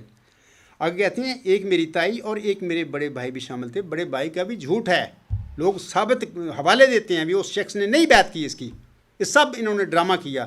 وہاں پہ گیا ضرور، اس نے اپنی ہاتھ نکال کے اس کی بیعت نہیں کی، لیکن باہر نکل کے انہوں نے شور ڈال دیا اور اشتہار دے دیا الفضل میں بھی سلطان احمد نے بیعت کر لی، وہ پھر اگلے دن یہ فوت ہو گیا بیچارہ۔ تو اس قسم کے یہ چکری فراڈی لوگ ہیں، یہ سب فراڈ ہے بھائی کا۔ آگے کہتے ہیں کہ اگر خدا تعالیٰ نے یہ فیصلہ کیا کہ ناصر احمد خلیفہ ہو تو ایک میاں بشیر کیا ہزار میاں بشیر کو بھی اس کی بیعت کرنی پڑے گی۔ اب خود سوچیں کہ وہ بیان کہاں گئے کہ عمر والے بیان کہ جی خلیفہ کا بیٹا نہیں ہونا چاہیے، وہ کدھر گیا ہے بیان؟ خدا کہتا نا خدا کا نام لیا ہے، اس طرح انہوں نے خدا کو استعمال کیا ہے، محمد صلی اللہ علیہ وسلم کو استعمال کیا ہے، اسلام کو استعمال کیا ہے، احمدیت کو استعمال کیا ہے، مرزا غلام صاحب کے نام کو استعمال کیا ہے کہ جس طرح مطلب کہ انہوں نے اپنی دکان بنائی ہے، انہوں نے ڈر خوف ہی نہیں، 100 سال ہو گئے انہوں نے یہ کام کر دیا، ایتھے بھی خدا کا نام استعمال کر لیا۔ خود سوچو کہ 1954 سے لے کر یہ لوگ، یہ سارے بلاد مشق کے کھڑپینچ ہیں، یہ لوگ خدا نے بنائے ہوئے ہیں۔ لیکن اگر یعنی کہتا ہے کہ اگر خدا تعالیٰ نے یہ فیصلہ کیا کہ ناصر احمد خلیفہ ہو تو ایک میاں بشیر کیا 1000 میاں بشیر کو بھی اس کی بیعت کرنی پڑے گی۔ اب دیکھیں سارا جال سازیاں ہیں، اپنی زندگی میں وہ ایک بنا لی اپنی خاندانی ملازموں کی مدد سے انتخاب، اس کو اشارہ دے دیا۔ اس نے جب چاقو لگا اس کے بعد اس نے تقریروں میں کہنا شروع کر دیا ہون ناصر، یہ پروجیکشن تھی اپنے بیٹے کی، ہون ناصر۔ تو اس طریقے سے انہیں آگے کر دیا اپنے بیٹے کو۔ اس کے بعد ظاہر ہے کہ ملازموں تو وہی کو کرنا تھا جو اس نے اشارے دے کے جانے سے۔ اس کے بعد مرزا ناصر بن گیا، کہاں خدا نے بنایا؟ مرزا ناصر جب اس کی موت کا وقت آیا تو انہوں نے مرزا طاہر کو آگے سوال و جواب کی کرنے شروع کر دیے پروگرام، اس کی پروجیکشن دے دی۔ ایسے ہی مرزا طاہر جب جانے لگا، جو اس کو پتہ لگ گیا، تو وہ خطبہ دیتا ہے مرزا منصور کی وفات کے موقع پر منصور کے لیے کہ میں اب تو میری جگہ بیٹھ جا، میں چلتا ہوں۔ اس قسم کا وہ ہے، میں نے کافی دفعہ حوالہ دیا ہوا ہے۔ تو یہ مطلب کہاں خدا کے بنائی ہوئی یہ خلیفے ہیں، کہاں ان کو خدا بناتا ہے؟ یہ تو جھوٹے ترین لوگ ہیں۔ تو یہ میں آپ لوگوں کو بتا رہا تھا کہ یہ 5واں اس کا کذب بیانی، یا یہ کہہ لیں فراڈ کہہ لیں، یا چکر کہہ لیں، چلاکی کہہ لیں، کوئی بھی نام دے لیں، تو یہ اس قسم کا بول بول کے لوگوں کو انہوں نے گمراہ کیا ہوا۔ پھر میں آپ لوگوں سے کہتا ہوں کہ دیکھیں اللہ تعالیٰ نے سورت نور کی آیت نمبر 56 ہے، اس میں محمد سے وعدہ فرمایا ہے خلیفوں کا، میں اسلام کی اصلاح کے لیے، بدعتوں کی اصلاح کے لیے، تجدید کے لیے میں ہر صدی کے سر پر کھڑا کروں گا خلیفہ، وہ محمد کا خلیفہ ہوگا۔ اور یہ سلسلہ قیامت تک ہے۔ مرزا غلام احمد صاحب اسی خلافت اعلی منہاج نبوت کے سلسلے کے 13ویں خلیفے تھے 14ویں صدی کے سر پر۔ آئندہ ذکی غلام کی جو اللہ نے انہوں نے چلہ ہوشیارپور میں خبر دی تھی مرزا صاحب کو یا محمدی مریم کو علیہ السلام کو، تو وہ آئندہ صدی یعنی 15ویں صدی ہجری کے سر پر وہ 14واں خلیفہ ہوگا امت محمدیہ کا، اسی سلسلے کا۔ تو یہ سلسلہ وہاں پر بند نہیں ہو جائے گا، قیامت تک یہ سلسلہ چلے گا، کیونکہ لوگ نفسوں کے ساتھ پیدا کیے گئے ہیں۔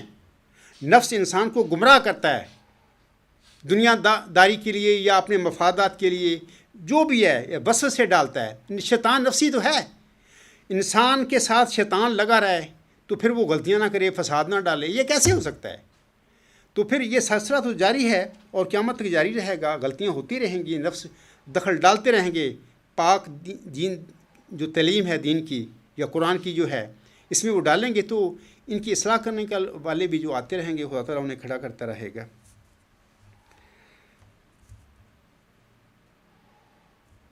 سامعین کرام، میں اب ایک اور نقطہ پر آپ لوگوں کو بتانا چاہتا ہوں باتیں، کہ دیکھیں دو قسم کی غلامیاں ہوتی ہیں، ایک ہوتی ہے جسمانی غلامی، ایک ہوتی ہے ذہنی غلامی۔ جسمانی غلامی جو ہوتی ہے وہ نظر آتی ہے، ایک بندہ ہے مثلا، بعض اوقات ایسا ہوتا ہے کہ بے گناہ بھی ان کو سزائیں ہو جاتی ہیں، وہ جیل چلے جاتے ہیں، بعض اوقات چور ڈاکو ہوتے ہیں وہ بھی چلے جاتے ہیں، دونوں قسم کے لوگ ہوتے ہیں، بے گناہ بھی چلے جاتے ہیں اور گناہ گار بھی چلے جاتے ہیں، لیکن وہ جو بے گناہ ہوتا ہے وہ دیکھ رہا ہوتا ہے میں تو جیل ہوگی حالانکہ میں بے گناہ ہوں۔ یہ غلامی نظر آنے والی ہے، لیکن دوسری غلامی جو ہوتی ہے ذہنی غلامی ہے، یہ نظر نہیں آتی، اس کو ہم دیکھ نہیں سکتے کہاں ہے، تو یہ بڑی خطرناک ہے۔ اس حوالے سے یاد رکھیں کہ پیروں میں دکھائی دینے والی بیڑیاں اندیکھی زنجیروں سے بہتر ہوتی ہیں۔ انسان کم از کم ان سے چھٹکارا پانے کی جدوجہد تو کر سکتا ہے اس دنیا میں، اور اس شخص کی رہائی کا امکان موجود ہے جو کسی قید خانے میں بند ہے، مگر ذہنی غلامی وہ بلا ہے سامعین کرام جو نظر نہیں آیا کرتی۔ لہٰذا ان لوگوں کی، یعنی جو ذہنی غلامی میں پھنس جائیں، ان لوگوں کی رہائی کا امکان بہت کم ہے، بہت کم ہے، بلکہ اس قسم کی غلامی سے تو رستگاری پانے کے لیے صدیاں لگ جایا کرتی ہیں، صدیوں کے بعد جا کر پھر اس قسم کی غلامیوں سے نجات ملتی ہے۔ تو اللہ تعالیٰ سے میری دعا ہے کہ میرے جو قبرستانی بھائی ہیں اکثر مجھ پر غصہ کر لیتے ہیں، ان کو چاہیے جو میں باتیں کہتا ہوں دلائل سے کہتا ہوں، اور اگر آپ سمجھتے ہیں کہ میں کوئی حوالہ غلط دیا ہے، کوئی میری دلیل غلط ہے، تو جناب مجھے قابو کریں، میں تو کھڑا ہوں، 1600 لوگ ہیں میرے اوپن دعوے کو، تو بڑا ٹائم ہے، میں تو کھڑا ہوں، میرے پاؤں میں تو ایک لمحہ کے لیے جنبش کبھی نہیں آئی۔ تو تمہارے یہ جو نام نہاد بدعتی خلیفے ارباب و اختیار مولوی 100 سال ہو گیا تم چندے دے دے کر ان کی پیٹ پال رہے ہو، تو ان کو غیرت دلاؤ یار۔ ایک بندہ تمہیں کاذب ثابت کر کے کھڑا ہوا ہے، تمہارے اس نظام کو شیطانی نظام اس نے ثابت کر دیا ہے، تمہاری جو خلافتیں ہیں وہ کہتا ہے کہ سب بلاد مشق کا دھندا ہے، یہ پاپائیت ہے محمود کی، یہ یزیدیت ہے جس کا اعلان مرزا غلام حسن کو ہوا تھا کہ قادیان میں یزیدی سخت لوگ پیدا کیے گئے ہیں، یہ ان کی اولاد ہی تو ہے۔ تو ان کو چاہیے میرے قبرستانی بھائیوں کو کچھ خیال کریں، آخر مرنا ہے، مرنے کے بعد اللہ کے حضور جانا ہے، وہاں پر آپ کی چپ چل سکتی ہے، ابھی چلو اپنا دنیا کماؤ مفادات ہیں، ہم نے اس بکھیڑے میں کیا پڑھنا ہے، کر سکتے ہو تم، کیونکہ اللہ نے آزادی دی ہے انسان کو بھی، اللہ نے کہا کہ یہ صحیح راستہ ہے، یہ برا راستہ ہے، یہ گڈ یہ bad, you have two choice, تمہارا کام ہے تم نے کیا کرنا ہے۔ تو یہاں پر تو ٹھیک ہے، لیکن آگے چل کے تو نہ ایسا نظام ہوگا، نہ یہ خلیفے ہوں گے، نہ اور بابو اختیار ہوں گے، پھر وہاں پہ کیا بنے گا؟ وہاں پہ انشاءاللہ تعالیٰ میں بھی ہوں گا، میرے آقا مرزا غلام صاحب بھی ہوں گے، محمد عربی صلی اللہ علیہ وسلم بھی ہوں گے، میں ان کے پاؤں میں کھڑا ہوں گا، تو میں وہاں پر یہی مقدمہ وہاں پہ رکھوں گا۔ اور یہ تم سن رہے ہو، یہ نہیں کہہ سکتے کہ ہمیں بتایا نہیں گیا، میں بتا رہا ہوں، کھول کھول کے بتا رہا ہوں۔ اگر پہلے آپ 100 سال اجلاس ان کے اٹینڈ کرتے رہے ہیں تو آپ کے پاس اب بہانہ نہیں کہ آپ اجلاس میں ہوتے ہیں، ہمیں تو پتہ نہیں تھا، میں بتا رہا ہوں نا، میں بتا رہا ہوں کھول کھول کے کہ یہ کیا ہو گیا تمہارے ساتھ۔ تو بہرحال اللہ تعالیٰ آپ کو سمجھ دے، فہم دے۔ سامعین کرام، میں اس کے بعد آپ لوگوں کے آگے سورۃ المائدہ کی آیت نمبر 9 رکھنا چاہتا ہوں۔ اس آیت میں اللہ تعالیٰ فرماتا ہے، یا ایھا الذین آمنوا کونوا قوامین للہ شہداء بالقسط ولا یجرمنکم شنآن قوم علی الا تعدلوا اعدلوا هو اقرب للتقوی واتقوا اللہ ان اللہ خبیر بما تعملون۔ اس آیت میں اللہ تعالیٰ فرماتا ہے مومنوں کو مخاطب کر کے کہ اے وہ لوگو جو ایمان لائے ہو، اللہ کی خاطر راستے پر قائم رہتے ہوئے انصاف کی تائید میں گواہ بن جاؤ۔ اے میرے جماعتی امنیہ قبرستان کے بہنوں بھائیوں، سادہ لوگ ہو تمہارا کوئی قصور نہیں ہے، تمہارے پر ظلم ہوا ہے۔ میں آپ سے کہتا ہوں کہ آپ اللہ کے اس حکم پر عمل کرنے کے لیے تیار ہیں کہ اللہ کی خاطر راستے پر قائم رہتے ہوئے انصاف کی تائید میں گواہ بننے کے لیے آپ تیار ہیں، آپ کو تیار ہونا چاہیے، یہ اللہ کا حکم ہے۔ دوسری بات اس آیت میں اللہ فرماتا ہے کہ اور کسی قوم کی دشمنی تمہیں ہرگز اس بات پر آمادہ نہ کرے کہ تم انصاف نہ کرو۔ اگر تم مجھے دشمن بھی سمجھتے ہو نا، حالانکہ میں نے تو کسی کا برا نہیں کیا، میں تو اچھی بھلی باتیں بتا رہا ہوں جو اللہ تعالیٰ مجھے بتاتا ہے، میں کھول کھول کے بتاتا ہوں، اور ہمیشہ کوشش کی ہے کہ میری زندگی کا سٹائل زندگی میں یہی رہا ہے کہ میں نے کوشش کی ہے کہ اگر کسی دوسرے انسان کے بھی کام آ سکوں تو میں ضرور کوشش کرتا ہوں کہ میں ضرور آؤں، اگر آ ہی نہ سکوں تو یہ الگ بات ہے، یہ میری مجبوری ہوگی۔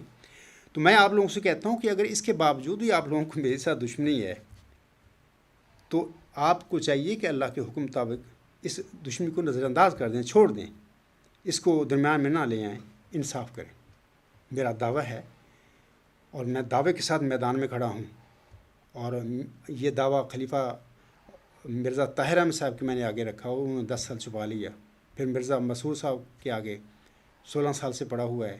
ان لوگوں نے میرے اہل و عیال کا، میرے دیگر ساتھیوں سب کا، جماعت احمدیہ مرزا غلام صاحب کی جماعت سے ہم پر مفسد ہونے کے جھوٹے الزام لگا کر ہمارا اخراج اور مکاتبہ کیا ہوا ہے، اور ہر جگہ پہ حقہ پانی بند۔ دیکھو، خود سوچو کہ یہ مذہبی لوگ ہیں اس قسم کا کام کرنے والے۔ یزید کون تھا؟ یزید نے کس کا حقہ پانی بند کیا تھا؟ ابو جہل نے کس کا حقہ پانی بند کیا تھا؟ فرعون نے کس کا حقہ پانی بند کیا تھا؟ تمہیں سمجھ نہیں آتی اس بات کی، یا مردہ ہو گئے ہو تم؟ مجھے لگتا ہے تمہاری اتنی ذہنی برین واشنگ کی گئی ہے کہ تم بالکل ہی زندہ درگور ہو چکے ہیں، مجھے احساس ہے اس بات کا۔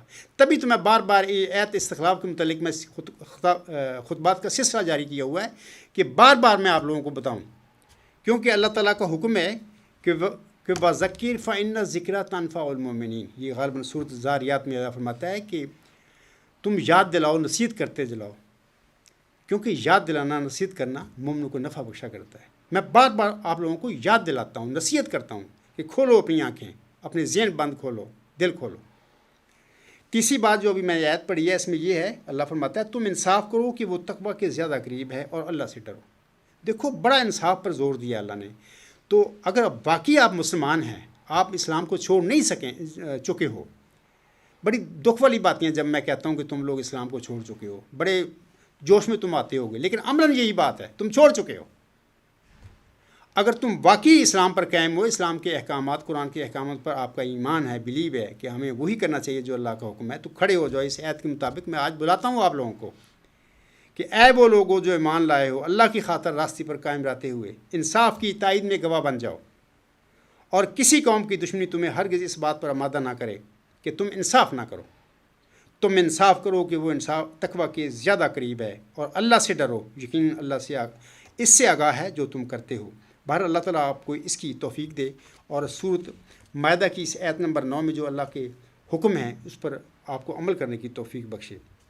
علاوہ اس کے سامعین کرام، حضرت مرزا غلام احمد علیہ السلام نے اپنی کشتی نوح میں کچھ نصائح لکھی ہیں ہماری تعلیم کے عنوان سے، اور بتایا ہے کہ میرے پیروکاروں کو ان پر عمل کرنا چاہیے، ان کو چھوڑنا نہیں چاہیے۔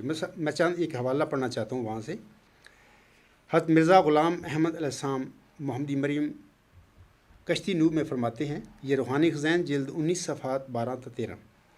آپ علیہ السلام فرماتے ہیں تم آپس میں جلد صلح کرو اور اپنے بھائیوں کے گناہ بخشو، کیونکہ شریر ہے وہ انسان کے جو اپنے بھائی کے ساتھ صلح پر راضی نہیں، وہ کاٹا جائے گا کیونکہ وہ تفرقہ ڈالتا ہے۔ تم اپنی نفسانیت ہر ایک پہلو سے چھوڑ دو اور باہمی ناراضگی جانے دو، اور سچے ہو کر جھوٹے کی طرح تذلل اختیار کرو تا تم بخشے جاؤ۔ کتنی عظیم تعلیم ہے یار! اس قسم کی تعلیم پر چلنے والے لوگوں میں بھی جھڑے کیا پیدا ہو سکتے ہیں؟ کبھی نہیں پیدا ہوں گے اگر وہ اس پہ عمل کریں گے۔ لیکن مصیبت یہ ہے تو یہاں نام رہ گیا یہاں پر تو احمدیت کا، وہاں پر کام کچھ اور ہو رہا ہے۔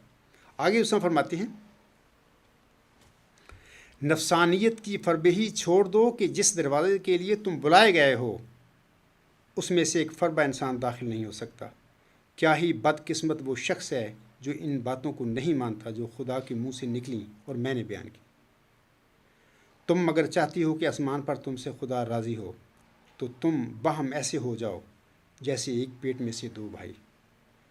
تم میں سے زیادہ بزرگ وہی ہے جو زیادہ اپنے بھائی کے گناہ بخشتا ہے، اور بدبخت ہے وہ جو ضد کرتا ہے اور نہیں بخشتا، سو اس کا مجھ میں حصہ نہیں۔ اے میرے جماعتی مجھے قبرستان کے سادہ بہن بھائیوں، کیا تم حضرت مرزا غلام صاحب کی اس تعلیم پر چلنے کے لیے تیار ہو؟ میرا کوئی قصور نہیں۔ میں نے بارہا کہا ہے کہ میں صادق ہوں۔ 15ویں صدی ہجری کے سر پر اللہ تعالیٰ نے مجھے معمور فرمایا ہے، اور میں اپنے دعوے کی صداقت کی دلیل رکھتا ہوں۔ اور میں نے تمہارے ان نام نہاد خلفاء، تمہارے نام نہاد مولویوں کو، ارباب و اختیار کو بھگا دیا ہے، میدان سے کھڑا ہوں میدان میں۔ یہ بہت بڑا ایک معجزہ ہے۔ صاف دل کو کثرت اعجاز کی حاجت نہیں، ایک نشان کافی ہے گر دل میں ہو خوف کردگار۔ میں آپ سے کہتا ہوں کہ اس کے باوجود میں یہ بھی ساتھ کہتا ہوں کہ اگر کوئی انسان کو میری کوئی ایسی غلطی میرے وجود سے پیدا کر کے مجھے دکھا دے جس کا مجھے پتہ نہ لگو، کیونکہ میں بھی انسان ہوں، بشر ہوں، میرا کوئی دعویٰ نہیں ہے کہ میں کوئی فرشتہ ہوں، انسان ہوں، ہو سکتا ہے کہ کوئی ایسی میرے سے غلطی لاشعوری طور پر ہوگی جس کا مجھے پتہ نہ لگا ہو، آپ مجھے بتائیں۔ جب مجھے پتہ چل گیا، احساس ہو گیا کہ ہاں یہ بات قرآن کریم کے خلاف ہے، اسلام کے خلاف ہے، احمدی کے خلاف، میں ایک منٹ نہیں لگاؤں گا، چھوڑ دوں گا۔ میرے دعوے کے حوالے سے آپ مجھے بتائیں کہ آپ کے دعوے میں یہ غلطی ہے، تو اگر وہ ثابت ہو گیا تو ایک منٹ نہیں لگاؤں گا۔ اس قسم کا مہذب شریفانہ دعویٰ یار تمہارے پاس کر کے ایک بندہ کھڑا ہوا ہے تو تم اس کے ساتھ اخراج مقاطع بائیکاٹ حقہ پانی بند، یہ تمہارے کہاں کن لوگوں کے پیچھے آپ چل رہے ہو؟ کیا یہ ان کا احمدیت سے بھی کوئی تعلق ہے یار؟ ٹھیک ہے، مرزا غلام صاحب کی یہ اولاد ہے، میں نے مرزا غلام صاحب کی اولاد کے بارے میں ایک حوالہ آپ لوگوں کو پڑھ کر سنا دیا ہے، اور میں نے بتا دیا ہے کہ یہ وہی کام ہے، صرف مرزا غلام صاحب کے بعد آگے مرزا غلام صاحب کا تخم نہیں چل رہا۔ وہ ان کے والد صاحب جو تھے، ان کی دنیاوی سوچ، ان کی دماغی نمود و نمائش بیماریاں، وہ ساری وہ ان پر غالب ہے، وہی لوگ ہیں۔ تو آپ سے کہوں گا کہ دیکھیں، ظلم اور زیادتیاں نہ کریں۔ ایک بندہ دعویٰ کر کے کھڑا ہوا ہے، آپ اپنے خلیفے کو، اپنے قائد کو، جو بھی ہے، اس کو مجبور کریں کہ اس بندے کو، اگر وہ جھوٹا ہے تو اس کیل جا کر اس جھوٹے کو اس کے گھر پہنچائے۔ یہی شان ہونی چاہیے صادقوں کی۔ اگر تم واقعی صدق پر قائم ہو، تمہارے پاس حقیقی احمدیت اور اسلام ہے، جیسے کہتے ہیں نا حقیقی اسلام، اپنی جماعت کو کہتے ہیں احمدیت کو، اگر وہ ہے تو تمہارے خلیفے کا، تمہارے مولویوں کا یہ کام ہے کہ عبدالغفار اگر جھوٹا ہے نعوذ باللہ من ذالک اپنے دعوے میں، تو اس جھوٹے کو اپنے پاس نہ بلاؤ لندن یا فرینکفرٹ، اس جھوٹے کو کیل جا کر اس جھوٹے کو اس کے نعوذ باللہ گھر پہنچاؤ۔ یہ تمہاری کام ہونے چاہیے، صادقوں کے یہی کام ہوا کرتے ہیں۔ تو میں کھڑا ہوں کیل میں تو تمہارے پاس آنے کے لیے تیار ہوں۔ میں کہتا ہوں آئیں بات کریں، جب بات کریں گے، گفتگو کریں گے تو بات کھلے گی، سچ کیا ہے، جھوٹ کیا ہے۔ تو یہ آپ لوگوں کا نظام جو ہے، یہ جو آپ کے نام نہاد خلیفے جو کر کے بیٹھے ہوئے ہیں، یہ ایک چکر مکر فریب کیا ہوا ہے، اور آپ لوگوں کو گمراہ کرنے کے لیے یہ سب کچھ کر کے بیٹھے ہوئے ہیں۔ اگر ہم بات کریں گے تو بات کھل جائے گی، اس کے بعد یہ لوگ تو آزاد ہو جائیں گے، رستگاری پا جائیں گے، یہ ہماری دنیا کدھر جائے گی۔ تو یہ اس قسم کے لوگ ہیں۔ آخر پہ میں ایک اور حوالہ چاہتا ہوں آپ لوگوں کے آگے پڑھ کر سنا دوں، یہ اچھا ہے، تمہارے لیے فائدہ ہوگا۔ حضور صاحب نے فرمایا ہے کہ جب کبھی دنیا میں کوئی نیا نقطہ نظر آئے، جب کوئی مدعی آئے، تو اس کا دعویٰ سنتے ہی اس کو مخالفت نہ کرو، بلکہ اس کے دعوے کو سن کر اس پر تقویٰ کے ساتھ غور و فکر کرو، تنہائی میں بیٹھ کر سوچو، پھر کوئی فیصلہ کرو اللہ تعالیٰ سے مدد پا کر۔ یہ حضور صاحب کے الفاظ ہیں۔ میں بھی ایک مدعی ہوں، میرا دعویٰ سمجھ لیں، نقطہ نظر سمجھ لیں۔ آپ کو چاہیے کہ اگر واقعی مرزا غلام صاحب کو آپ ماننے والے ہیں تو اس پر عمل کریں، ان کی تعلیم پر۔ یہ نیو ایڈیشن ملفوظات جلد 2 صفحہ 355 پر ان کے الفاظ ہیں۔ خالی الذہن ہو کر سوچنے کی نصیحت۔ پہلے تو خالی الذہن ہو نا، اپنے آپ کو، ذہن کو خالی کرو۔ اے جڑی بلا اندر تھوڑے اندر بیٹھی ہے انہوں کڈو باہر، وہ جڑا مسلم بہت بنا کے بیٹھے ہیں بہت تسی۔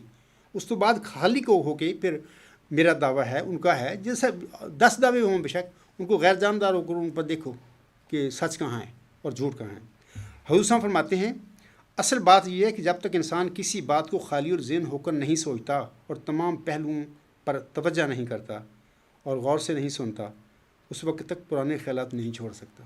اب انہوں نے تو بیماری بتا دی، وجہ بتا دی، پرانے خیالات کیسے نہیں چھوڑتے، کہ ذہن ہی خالی نہیں ہے، وہ وہاں پر بیٹھے ہوئے ہیں۔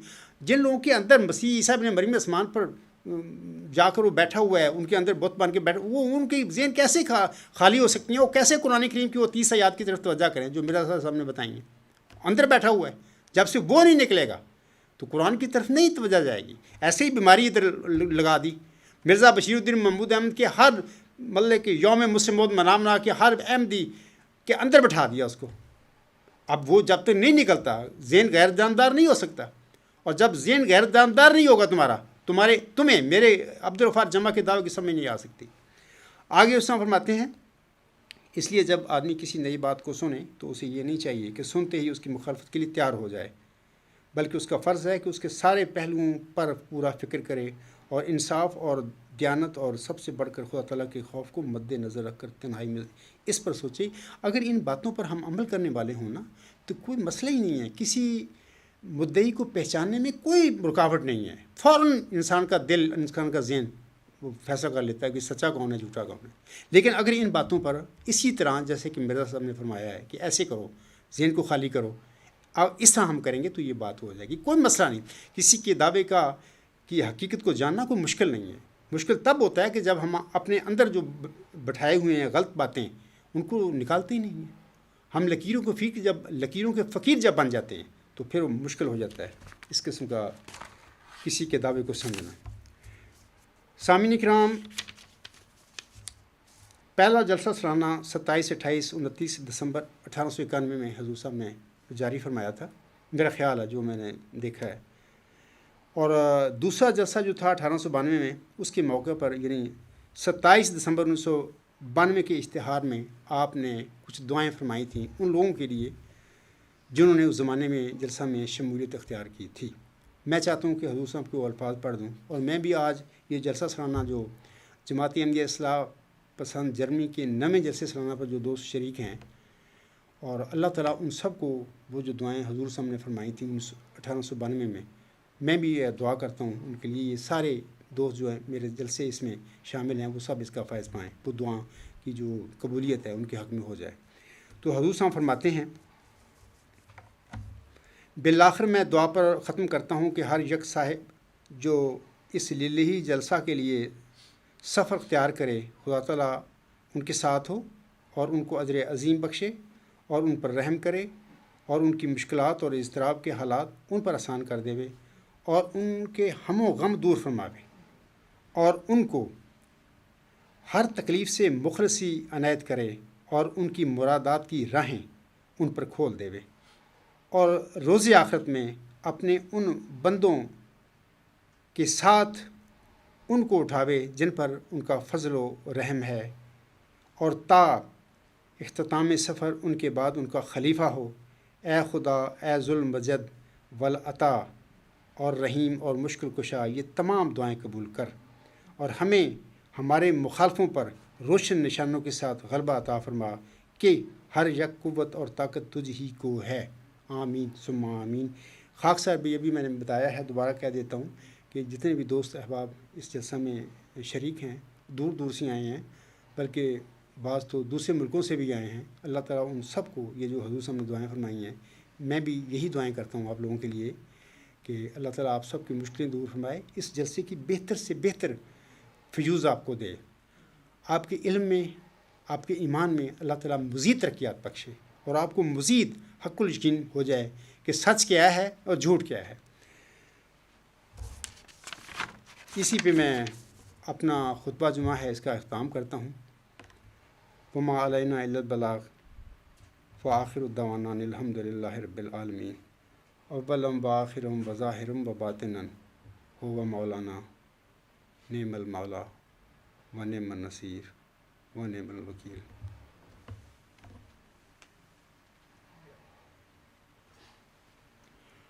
الحمد للہ نحمدہ ونستعینہ ونستغفرہ